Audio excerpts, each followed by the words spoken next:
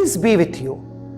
This Sunday is the sixth Sunday in Ordinary Time, highlighting the renowned incident of Jesus and the leper in the Gospel text.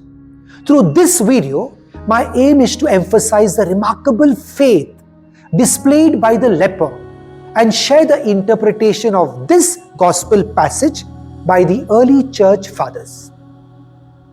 Whom does Jesus encounter in the Gospel? The Gospel text features a man afflicted with leprosy, a severe and terminal disease causing bodily decay while alive. In ancient times, leprosy led to community exile due to its contagious nature and lack of cure. Jesus encounters a man with this disease in the Gospel. What does the leper do when he sees Jesus? The man, upon seeing Jesus, kneels before him and expresses profound faith by saying, "If you will, you can make me clean." Why is the statement of the leper considered a profound act of faith? The Old Testament emphasizes that only God has the power to heal leprosy. So in 2 Kings chapter 5, Naaman, a Syrian general with leprosy, seeks healing. When Naaman approaches the king of Israel for healing, the king acknowledges that only God can cure leprosy, highlighting the severity of the disease. He says, "Am I God to kill or to make alive, that this man sends word to me to cure a man of his leprosy?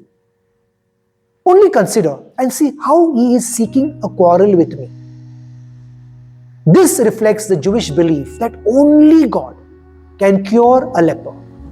Thus, the leper's statement implies his acknowledgement of Jesus as God. What is the result of this profound faith? Jesus is moved with pity to heal him. Mark, with his favorite word, and immediately emphasizes Jesus' divine power. In other words, it doesn't take Jesus months or weeks or even days to heal someone from leprosy. He can do it instantaneously because he has the complete power over sickness, suffering, and death itself, which is what leprosy was all about, death. So he makes the man clean and heals him. Why does Jesus command the leper to present himself to the priest and to make a sacrifice? Leviticus dedicates 2 chapters to laws concerning leprosy, including diagnosis and cleansing procedures. According to the book of Leviticus, 14th chapter, it says that it was the responsibility of the priest to determine if someone had leprosy and to exclude him from the community accordingly. Likewise, the priest had to confirm a person's healing to reintegrate him into the community by instructing him to offer a sacrifice. Jesus directs the leper to adhere to the law of Moses by presenting himself to the priest and offering a temple sacrifice for purification. How did the ancient church fathers interpret leprosy in the Old Testament?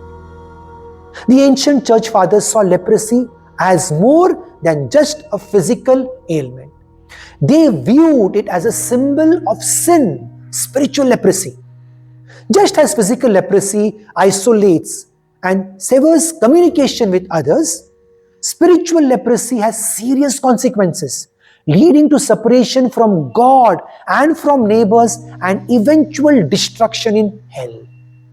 However, confessing our sins to the priest and receiving forgiveness brings healing and restoration to our souls.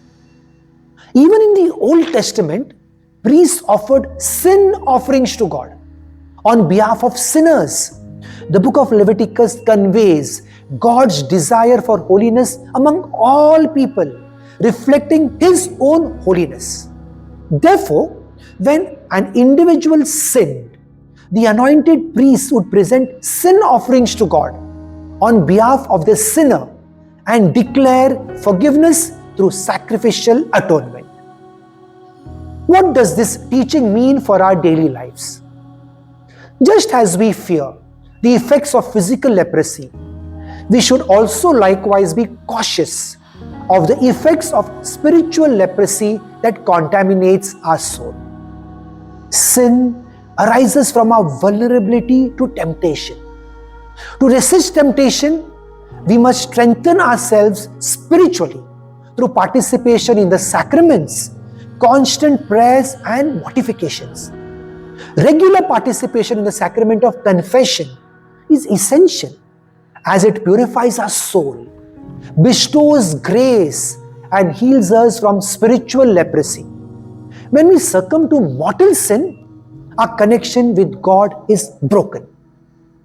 Therefore, it is absolutely necessary to promptly seek confession and work to rebuild our relationship with God, filling our souls with grace and undergoing healing from spiritual leprosy. God bless you.